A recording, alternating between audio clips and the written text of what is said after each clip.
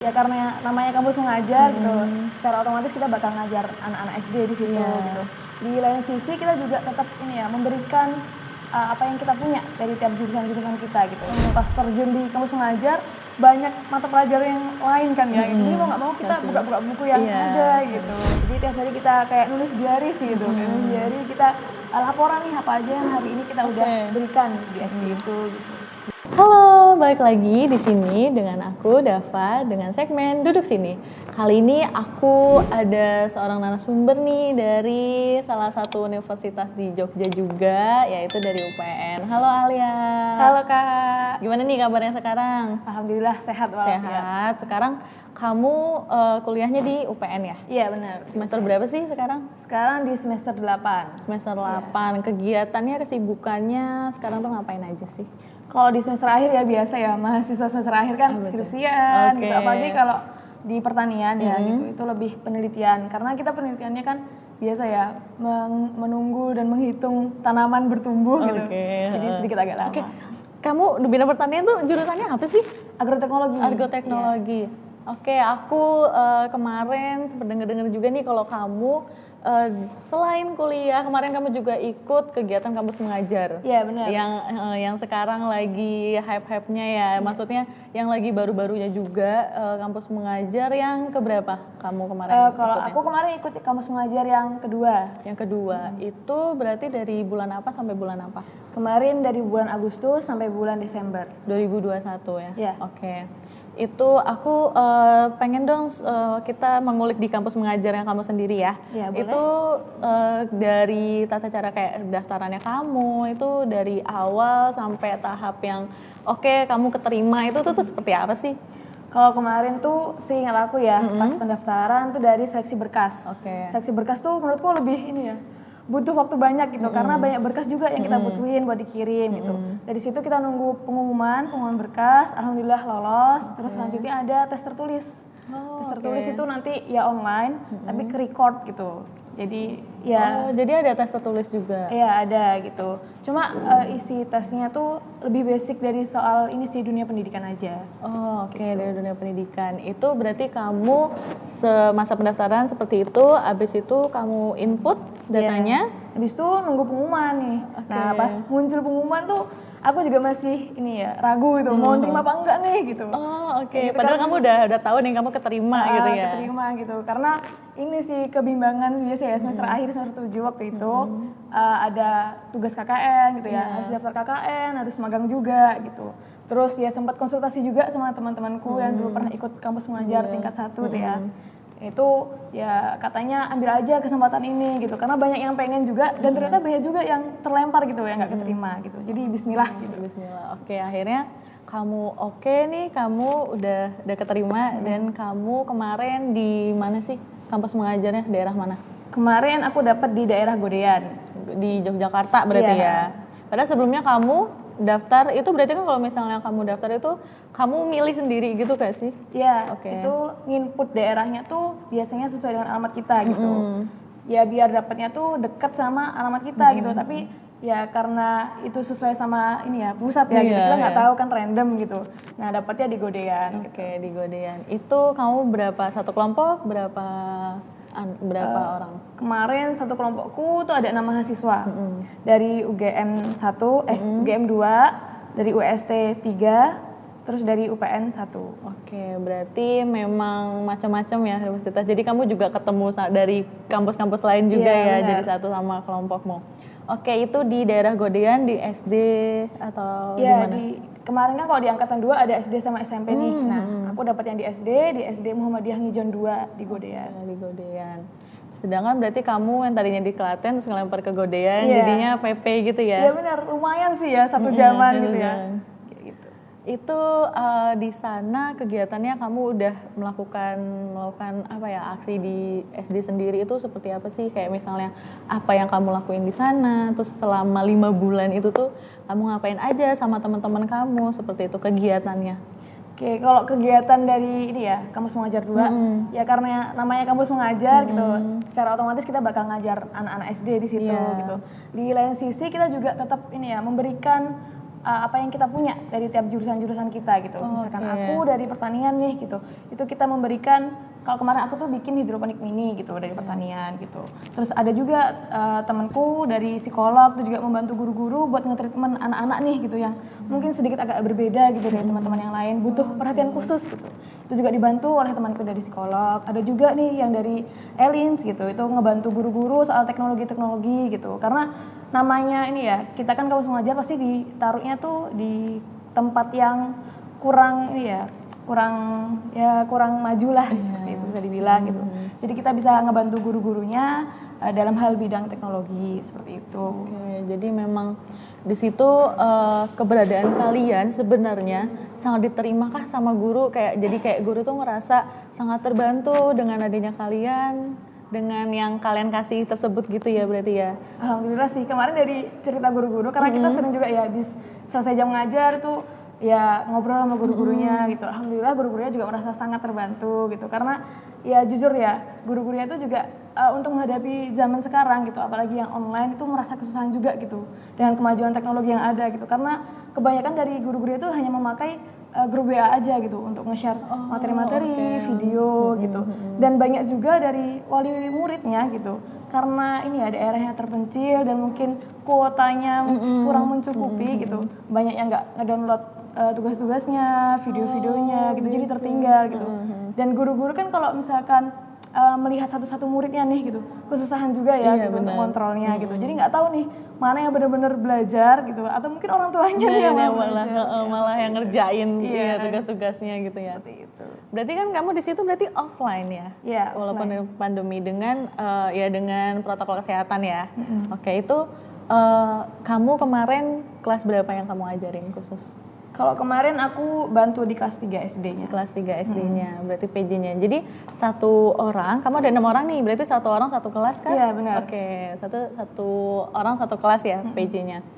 Itu gimana sih kamu nih dari agroteknologi, tapi sebelumnya kamu emang udah ada basic suka mengajar kah? Atau memang baru pertama kali itu kamu udah pertama kali kamu ngerasain ngajar anak-anak kayak gitu, atau sebelumnya emang kamu udah ada basicnya seperti itu? Kalau dibilang basicnya sih mungkin enggak ya gitu, cuma pernah ini ngebantuin tetangga atau mungkin teman-teman yang punya adik gitu ya, gitu, buat ngebantu belajar lebih ini sih, belajar soal waktu itu soal agama gitu, soal PAI, kalau nggak gitu buat ngedrill hafalan atau mungkin baca iqro'nya, nah seperti itu sih. Nah pas terjun di kampus mengajar banyak mata pelajaran yang lain kan ya, gitu. Jadi mau nggak mau kita buka-buka buku yang ada gitu. Jadi terus kamu juga belajar lagi ya, dari belajar apa namanya untuk materi-materi SD itu apa aja gitu. Mana beda kurikulum kan? Ya sama yang kamu dulu waktu SD ya. Jadi kayak kok sekarang kayak gini. Harus benar-benar belajar lagi gitu. Itu cara kamu buat apa ya, didik kayak anak-anak itu seperti apa sih? Akhirnya kamu kayak ngajar anak-anak itu yang sekelas itu. Jadi kan kamu langsung sekelas ya. Mungkin kalau sebelumnya yang kamu tadi bilang bantuin anak-anak mungkin kayak cuman per satu anak gitu kan. Ini kan yang langsung banyak itu kayak gimana perasaan kamu kayak? Pertama kali terjun di kelas gitu ya. Mungkin karena di bagian kelas 3 gitu, masih belum dibilang ini ya dewasa juga ya, karena masih susah diatur juga. Emang bener-bener butuh kesabaran sih gitu tuh. Ngelihat dari guru yang jelasin di depan, mungkin ada beberapa yang kurang memperhatikan gitu, kita harus bisa mengalihkan perhatian mereka nih gitu, biar mau lihat ke depan gitu, memperhatikan gurunya menjelaskan apa, seperti itu. Jadi kayak apa ya, kayak kalau dari aku sendiri kan juga aku biasanya suka anak-anak, jadi kayaknya asik ya sih? Iya, asik banget sih, menurutku asik, karena kita mempelajari tadi ya psikolog anak-anak gitu, mengenali emosinya gitu. Jadi harus pas nih gitu, ketika mereka lagi moodnya bagus juga nih buat kita tarik buat melihat kita menjelaskan sesuatu di depan gitu. Jadi kamu dari adanya kamu ikut kampus mengajar 2 ini sangat sangat bantu juga buat kamu buat sosialisasi sosial ke sekitar juga nggak sih? Sangat banget sih itu. Itu kalau misalnya kamu ikut kampus mengajar, apakah itu konversi ke SKS-nya itu ada nggak sih di kampusmu gitu? Kalau di UPN karena ini ya secara umum kampus mengajar itu bisa dikonversi ke 20 SKS. Tapi kalau di kampus aku karena mungkin masih baru juga ya di UPN ini, itu cuma bisa dikonversi ke beberapa mata kuliah aja gitu, 3 mata kuliah sama 1 KKN. Tapi mata kuliah ini kita udah ambil di depan, sedangkan kita udah di semester akhir kan. Iya, terus jadi akhirnya di KKN. KKN, berarti kamu ikut kampus mengajar, berarti otomatis kamu nggak ikut KKN lagi ya? Iya. Oke, berarti udah digantiin sama kampus mengajar nih gitu. Benar. Oke, asik juga selama 5 bulan, 1 semester kamu ngelakuin itu. Tapi kamu ngambil mata kuliah juga nggak sih? Apa enggak? Kalau di semester 7 kemarin, alhamdulillah enggak gitu. Jadi memang khusus kampus mengajar aja ya berarti kamu ya? Oke, balik lagi ke SD-nya nih.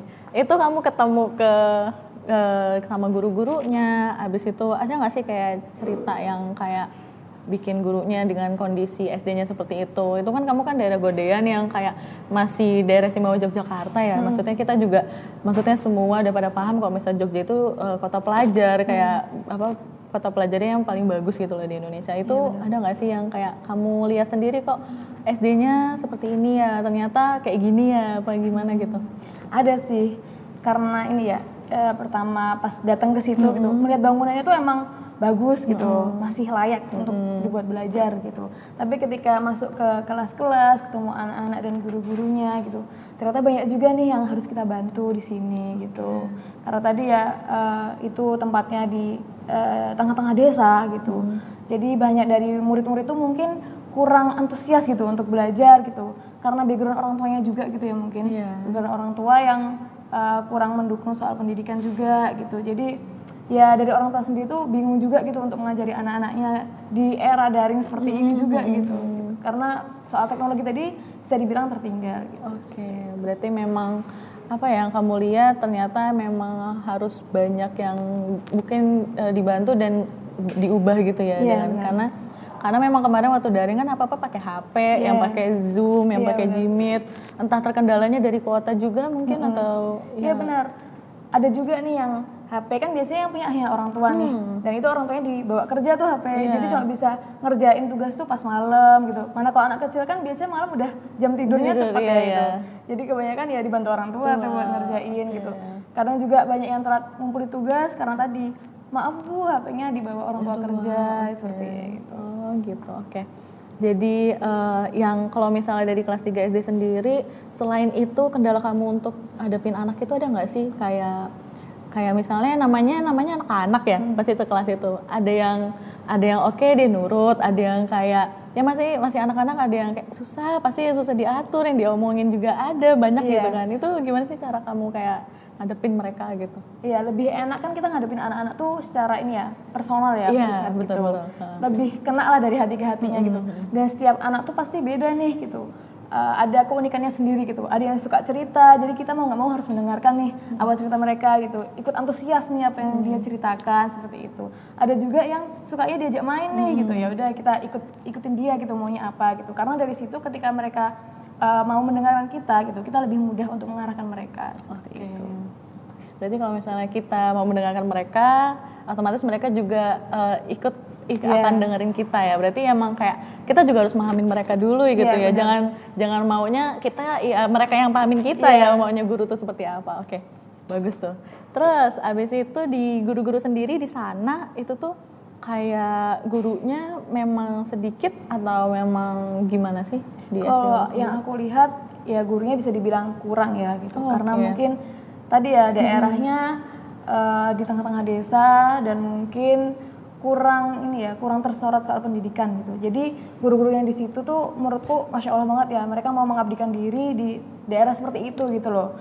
Tidak memilih tempat yang lain yang mungkin lebih menjamin gitu ya honornya gitu. Tapi mereka masih bersedia tinggal di situ, mengajarkan anak-anak untuk belajar di situ gitu. Karena mungkin punya tujuan lain ya gitu ya, mau membantu mencerdaskan anak-anak di desa situ. Berarti memang kayak udah niatnya itu bukan masalah ke upah lagi, kayak ya udah ikhlas gitu ya. Jadi oke. Di situ berarti yang tadi kamu bilang kan tentang berarti memang untuk guru-gurunya sendiri tuh apakah semuanya sudah jadi PNS kan, apa semuanya masih kayak honor atau gitu? Ada nggak sih kayak ada pembicaraan yang seperti itu?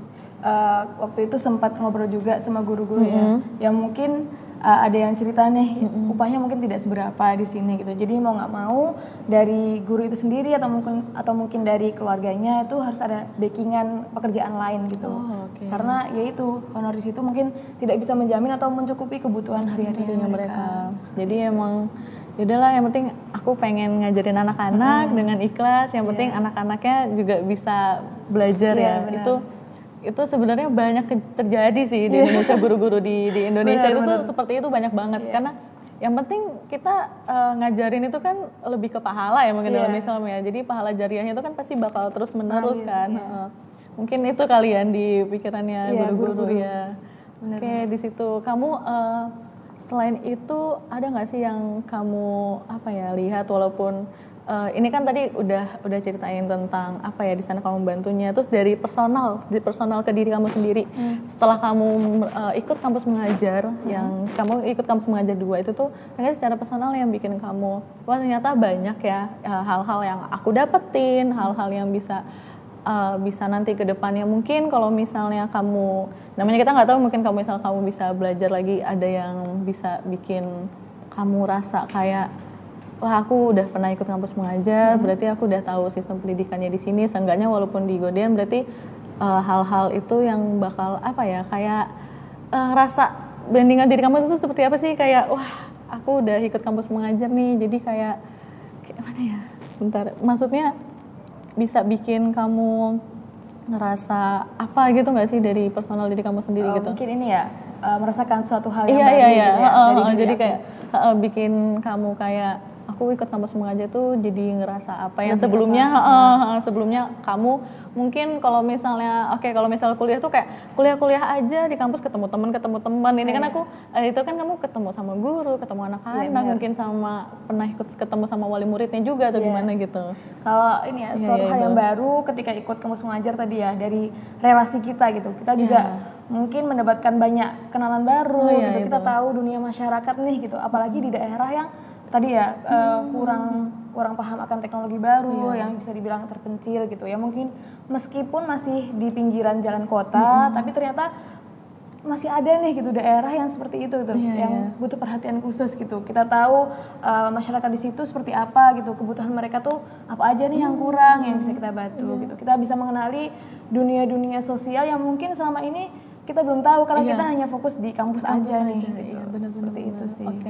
Jadi kayak aku mikir sih, kayak itu aja yang kayak di pinggiran kota aja kayak masih harus harus dibantu gitu kan. Apalagi yang mungkin yang masih terpelosok, masih terpelosok banget, itu yang seperti apa gitu ya kayak aku cuma nggak bayangin sih. Jadi kayak mungkin banyak banget sih kejadian kayak gitu ya. Betul. Terus di situ kamu berarti ketemu sama teman-teman dari kampus lain juga. Itu aku tadi pengen sedikit bahas yang kamu kasih, karena harus ada sejurusan kamu di bagian pertanian. Kamu tadi ada apa? Bikin hidroponik mini. Hidroponik mini. Oke, itu gimana tuh untuk anak-anaknya?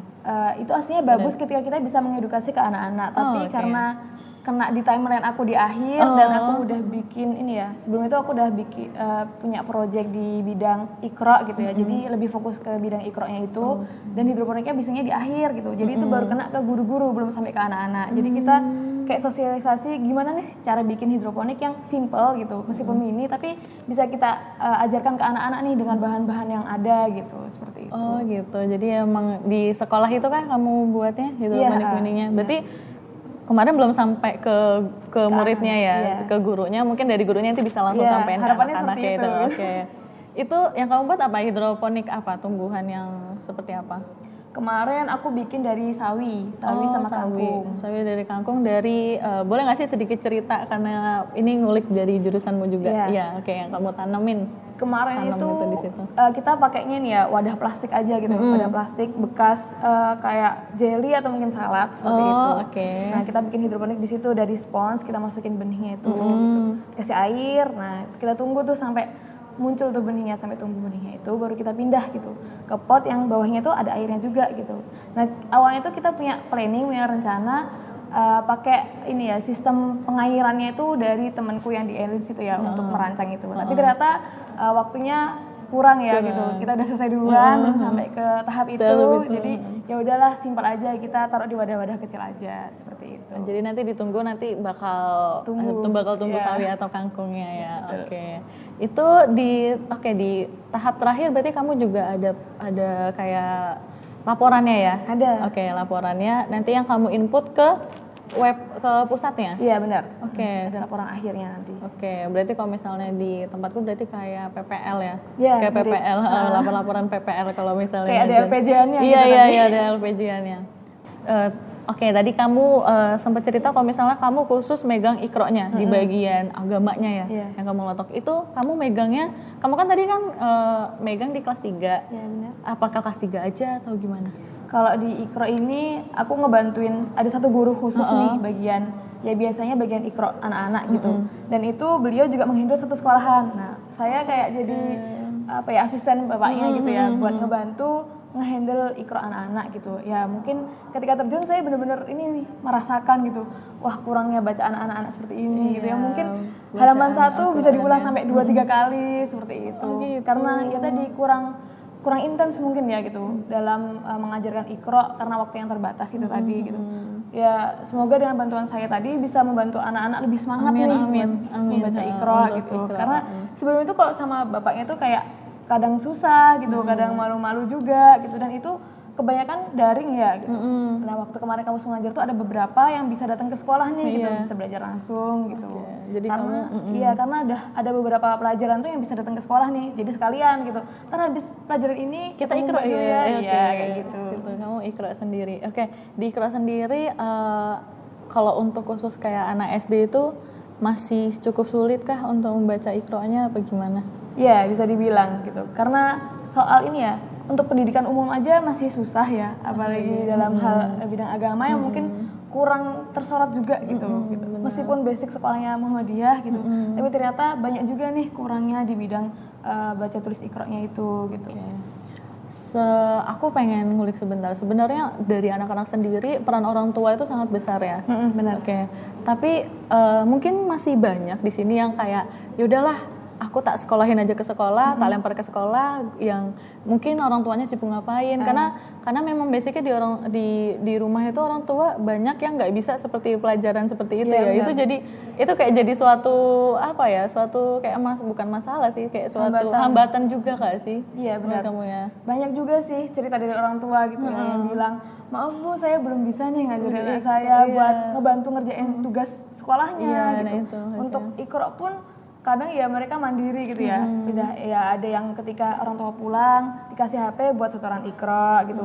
Ada juga kalau misalkan orang tua udah pulang kerja nih malam, biasanya dibantu orang tua ini baca ikronya karena bener-bener kayak dari nol banget gitu loh mereka untuk belajar ikro itu. Apalagi yang kelas 1 gitu, bener-bener masih dituntun dari orang tua gitu. Jadi ya memaklumi itu aja, yang penting mereka mau membaca dulu gitu, mau berusaha dulu untuk belajar gitu. Yang penting kamu ngelihat kayak anaknya ada usaha, ada kepengen mau belajar dan pengen mau cepet bisa ya. Jadi tapi kebanyakan anak-anak seperti itu ya, jadi kayak biasanya ya kalau anak-anak itu kalau ngeliat temannya bisa, dia juga kayak ikutan kan, kayak bisa juga nih bisa gitu. juga. Kayak apa ya, untuk tingkat mereka kayak masih anak-anak, jadi masih ya semangat mudah iya. Beda mungkin kalau udah kita kayak ngelihat temennya, udahlah aku nggak apa-apa ya nggak sih. Kalau anak-anak beda kan ya. Jadi kayak semangatnya terus gitu. Oke, aku karena kamu udah terjun di kampus mengajar 2 juga nih, ada nggak sih mungkin yang bisa kamu bagiin tips-tips cara bisa biar keterima? Karena kan kalau untuk di kampus Merdeka sendiri kan nggak semua kan pasti seleksi ya, dan seleksinya juga cukup ketat sih, apalagi nanti bakal OTW yang ketiga, ST keempat dan seterusnya. Itu ada nggak sih dari kamu tips buat kayak biar bisa lolos di kampus mengajar sendiri yang khususnya kamu ikutin gitu? Kalau menurut aku ya tips dari aku nih gitu buat daftar kampus mengajar, yang pertama kita emang harus ada niat nih gitu. Niat kita tuh harus benar-benar dilihat lah gitu, itu benar-benar buat kebaikan orang-orang sekitar apa enggak gitu. Ya, terus yang kedua kita ada usaha nih gitu, usaha buat ngedaftar, buat ngumpulin berkasnya satu-satu gitu. Ya lebih sabar gitu dalam mengumpulkan berkas, dan itu harus sesuai dengan ini ya timeline gitu, jangan sampai kelewat. Kita ada reminder nih buat diri kita sendiri gitu, seperti itu. Jadi kita harus tertib juga gitu. Nah kita ngumpulin berkas, setelah kita ngumpulin berkas kita tunggu pengumuman. Kalau keterima kita bisa lanjut nih ke step berikutnya gitu kan. Nah setelah kita berusaha untuk mendaftar, untuk hasilnya kita serahkan aja gitu ke Allah. Semoga dengan niat kita yang baik gitu, dengan usaha kita yang sudah maksimal gitu, kita mendapatkan hasil yang juga baik untuk kita gitu, seperti itu. Oke, berarti memang yang penting kan udah ada timeline-nya, harus diikutin sesuai dengan timelinenya itu ya. Itu tadi juga yang ada ujian dirinya kan, kayak kamu dites kayak kemampuan, kelebihan gitu ya, itu ada. Itu gimana sih, kayak kan pasti orang-orang juga pengen tahu nih gimana sih cara kamu buat menjawab, atau gimana buat kamu kayak kok bisa sih aku harus percaya diri kalau misalnya aku mampu gitu. Aku kan pasti kalau misalnya kayak gitu kan harus ada punya kepercayaan diri dan kemampuan, kayak ya percaya diri aja kalau aku memang harus bisa. Iya kan, di kampus mengajar itu gimana? Menurutku itu dari awal harus kita punya sih gitu. Karena ketika kita punya niat yang baik nih, kita otomatis punya kepercayaan diri yang baik juga gitu ya. Ketika kita punya kepedean gitu, punya kepercayaan diri, ngerasa tuh apa yang kita hadapi itu lebih mudah gitu ya gitu. Karena ya udah bismillah gitu. Aku punya kepercayaan diri seperti ini, itu bisa membantu kita untuk mempermudah proses kita dalam mendaftar atau mungkin dalam melaksanakan suatu proyek gitu, seperti itu. Oke, berarti memang diniatin dulu dari awal, tujuannya kita tuh mau ke arah yang baik dulu yang penting ya. Memang yang penting kalau misalnya di kampus Merdeka sendiri yang kamu ikutin khususnya di kampus mengajar kan, pengennya terjun ke masyarakat biar kita lebih bisa bermanfaat ya. Jadi nggak hanya kuliah, hanya materi di kelas seperti itu kan. Kita belajar soft skill juga. Soft skill. Oke, aku tadi membahas tentang laporan kamu nih. Jadi itu laporannya tuh sistemnya gimana sih yang pas kamu ikut kampus mengajar ini? Oke, kalau di laporan sendiri ya, kita di awal ada laporan awal gitu. Itu soal planning kita nih, kita bakal memberikan apa aja itu nanti di SD, seperti itu. Ada juga laporan harian. Di hari itu kita memberikan apa aja gitu. Terus ada juga laporan mingguan, kita yang harus ngisi di setiap akhir pekan. Akhir pekan tuh kita harus ngisi nih, semingguan ini kita ngerjain apa aja tuh gitu. Terus rencana ke depan, pekan ke depan kita bakal ngapain aja. Itu ada. Dan terakhir tuh laporan akhir yang tadi ya kayak LPJ gitu. Itu seperti itu. Berarti itu setiap mingguan kamu input datanya masukin gitu. Benar. Laporan awal input data masukin. Pas laporan harian juga kayak kamu gitu. Jadi kayak gitu jadi walaupun setelah kamu setelah ke SD-nya kamu bikin laporan terus diinput kayak gitu terus ya. Setiap hari kayak gitu. Jadi tiap hari kita kayak nulis diary sih itu. Nulis diary kita laporan nih apa aja yang hari ini kita udah berikan di SD itu gitu. Berarti biar kalau misalnya ada yang mau ikut kampus mengajar dan mereka terima, jadi biar siap-siap ya. Kayak bener. Ternyata selain itu kita juga harus ada laporannya. Mungkin tapi di situ jangan dibawa beban gak sih ya? Iya benar, itu sebagai evaluasi diri kita juga gitu. Evaluasi ini kamu ngapain, kekurangannya ngapain, biar kedepannya biar lebih baik lagi untuk biar ngajar anak-anaknya gitu ya. Benar.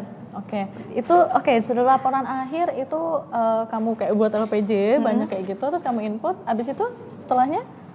Setelah diinput itu kalau di kampus aku dikumpul untuk konversi nilai KKN. Jadi nanti langsung masuk ke konversi nilai KKN-nya ya.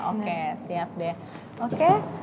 Alia sudah cukup untuk hari ini. Terima kasih banyak sebelumnya karena kamu juga sudah bersedia banget untuk aku telusurin di bagian kampus mengajarnya ini ya. Karena memang kampus mengajar ini memang benar-benar baru dan kayak aku juga perlu informasi-informasi tentang kampus mengajar juga karena di Indonesia sendiri kan itu baru banget ya.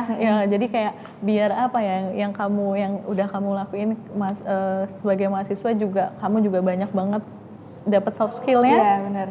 Ya semoga bisa menginspirasi teman-teman lain lah gitu. Amin. Dan ada nggak sih terakhir apa yang pengen kamu omongin gitu kayak bagian kampus mengajar kayak biar mereka bisa lebih percaya diri atau apa gitu? Mungkin ini ya semacam closing statement. Iya, closing statement deh. Mungkin kalau soal closing statement buat teman-teman yang lain gitu ya.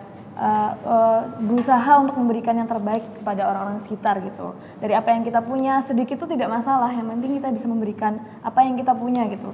Karena dari situ bisa menambah pembelajaran kita gitu, menambah pengalaman kita juga seperti itu. Sip, bagus, terima kasih. Ya, makasih juga Kak.